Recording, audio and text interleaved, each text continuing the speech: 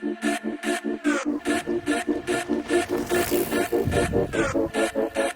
hustle and motivate. Follow me, I know the way. Grind hard on them every night and day. And the 40 bang hard in the air, I don't play. I aim for the neck and the jugular. So don't people think I'm a smuggler. Don't get it confused, bro, I'm just a hustler. Been in the gym, so I got my muscle up.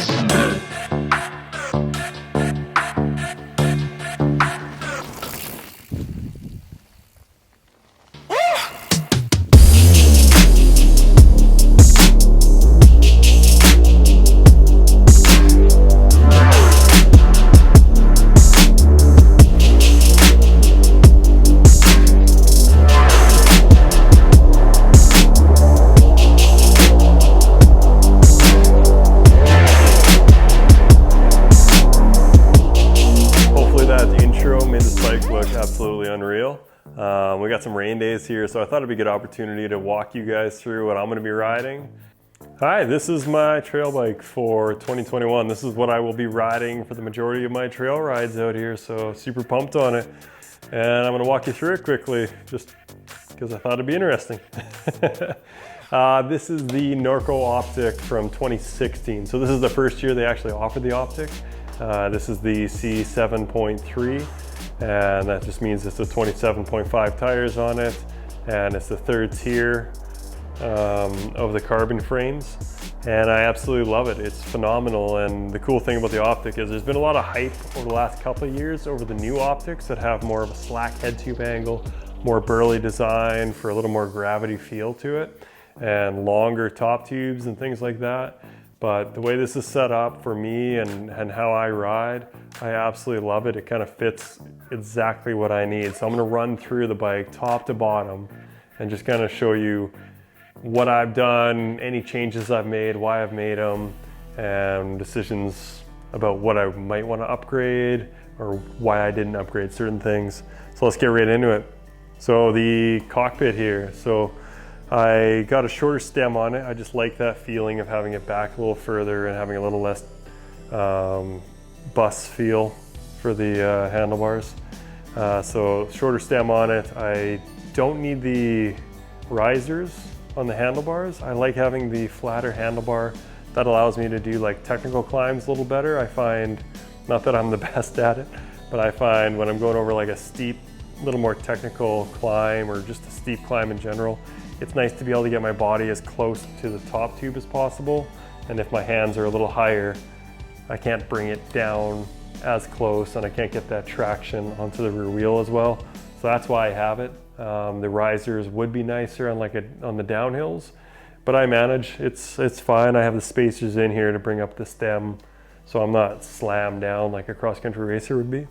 I upgraded the grips on it. The only reason I got these grips is because everyone in the shop that I was working at had these grips, and they're great. I like them a lot. They work really well. I upgraded the brakes on this. The brakes that came on it were the Magura MT5s, I think they were, and they're just a really spongy feel. And what I find nowadays is brakes are all quite good. They all can bleed really easily. They all work really well. It's basically down to feel. And I'm used to the Shimano feel, so I've used Saints before, I've used XTs and XTRs, and I'm used to that, so that's why I always kind of go back to Shimano whenever I can. And that's what I ended up doing here, is getting this Shimano Derailleur XT brakes on this guy. And I love them. I have no problems with them. I can bleed them like that. I got a good feel for them, and you really want to have confidence in your brakes, and I do. I got my bell here. Oh, that's loud. I got my bell here. I got my bell here. That's pretty simple. The derailleur on this, since it's a 1-by, so the rear derailleur on this is going to be the SRAM GX series and 11 speed. Yeah, SRAM GX 11 speed. The biggest cog I have here is on the cassette is actually only a 42. So when the bike came to me, it had a 32 on the front. And if you're into that kind of thing, 32 and 42 is a hell of a hard push for climbing. And I found that out when I was making some really long climbs over in Whistler last year. I had to walk up a lot of things, which I hate doing. The 32-42 was good enough for me in Edmonton where I could do sprint up hills where it's just not that long and you can just push really hard and climb really quickly. And then you're back down again, where those long 40-minute climbs are just too hard with that. So I actually went down from a 32 in the front to a 28 last year. And I can climb anything with a 28. Well, I shouldn't say that. I can climb most things with a 28 to 42, and that works really well. So I like that drivetrain. It's been dialed, money, easy to adjust. I've really liked it. Highly recommend the GX. The pedals on here are the mallets, and they're kind of Crank Brothers really wide platform, and I love them. I absolutely love that wide platform. It's just that stability is worth any weight penalty I have to pay, and I would put those on any bike that I really wanted the power down for. So I like that. The dropper post is only 100 mils, but it's all I really need. I'm not holding, or this bike's not holding me back. I'm definitely holding the bike back. So things like the dropper post being 100, I look at it as something that can make me a better biker. So I really don't mind. 100 is enough. I can get my weight over the back when the dropper's down. And if it's crazy steep, I'll walk. But if it's within my ability, I just have my chest right on the seat, and that gets my weight back and enough grip down, so I'm fine with 100. The suspension on here is the RockShox Revelation on the front here. That gives me 130 millimeters of travel, and the back is just a Fox Float, and it gives me 120. Super simple design. It's got the lockout for climbing, which I only really use if I'm on like asphalt, where I want it completely locked out like a hardtail.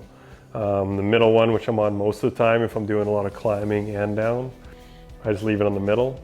And then gravity is the far, this way, left. And that just gives me the whole 120, which isn't a ton, but it is nice to have and have that suspension work at its max when it needs to. The frame is carbon. I bought it because I liked the way it looked. I didn't care if it was carbon or alloy or aluminum, but the internal cable routing was in the carbon, so I ended up getting that for that, and I really like the subtle kind of matte black look. I'm not sponsored by Norco, so I don't feel like I have to advertise their stuff with giant stickers and colors. I'm not really into that. The more subtle I can make it with little accents, that's a little more dialed for me. Working my way down through the bike, yeah, Marsh guard. It's a must-have out here on the island. There's so much dirt and stuff kicking up. I find it just comes up right here and right into your eyes. So that was a must out here, but I didn't need it in Edmonton as much because you don't ride in Edmonton when it's wet too often because you'll tear up the trails. So I have that on here. Thinking of putting another one back here if it fits, kind of thing, just to kind of clean up this area if I can. Tires I absolutely love. I'm not an expert on tires. I'm sure every brand has similar tires to these, and I'm sure all the Schwabe guys will give me, and other brands will give me shit, and Maxxis guys will give me shit for this, but I really like Michelin's. I like the way they look, and this tire back here has been my absolute favorite. I've had it on the front and the rear, and if I could get another one, I would get another one of these and just throw it on the front. I think I might do that this year, because what I find with this one being such big distances between the little knobs here is two things. One thing is it'll pick up a lot of big rocks, I shouldn't say big rocks, big pebbles, and fire them into this, making a lot of plasticky knocking sounds, which is kind of annoying. And then with that grip being so wide, if you go over a log or a rock and you're kind of on the side, if you're on these side knobs, you can feel it kind of have this wishy-washy feel, which I don't like it.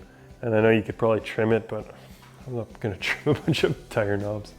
And yeah, this one has been absolutely unreal. I've loved it. I feel like it's got a nice thick sidewall to it as well, so it's pretty durable. And yeah, that's my go-to tire, the Advanced Gum X or whatever it's called. One thing I do that is controversial is I run tubes. I don't run tubeless. The wheels and the tires are tubeless ready. I've installed dozens of tubeless tires. I have no issues with that. I know the benefits of it. I know the weight savings. I know the repair. I know the lower pressures you can run. I still just run tubes. Mainly the reason is I don't like dealing with that Stan's milk.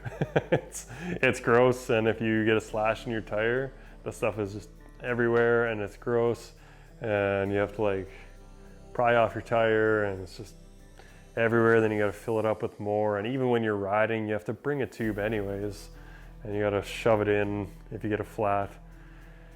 It's just something I don't need to deal with at my level of riding. If I started racing, or if I got a newer bike, or if I got started riding with faster people, I would consider it just for that weight savings, but I don't mind having tubes. It's probably something I'll change my mind on soon, but I really don't mind. The funny thing about this bike compared to like the 2021 or 2020 Optic is that this is a large, and I base my bike purchases mostly on the reach. So the reach I find works best for me is 455, and that's basically the distance from I believe the distance from the center of the bottom bracket. So if you drew a straight line while it's on the ground, all the way to, I think, the center of the top of the head tube. Anyway, that distance is consistent on all bikes, and 455 is what I love. And I'm a large in 2016, but I'm a medium in 2021. So, so keep that in mind when you're buying a bike. Just make sure you're looking at what numbers are best for you and making sure that you're listening to the guys in the shop. Because if I went to a shop, they'd recommend a medium for me, and I'm 6 foot tall. It's hard for me to think that I'd be a medium, but I would be with the reach value I enjoy. But that's my trail bike. That's what I'm gonna be riding on, and I look forward to it. So let's see you out there.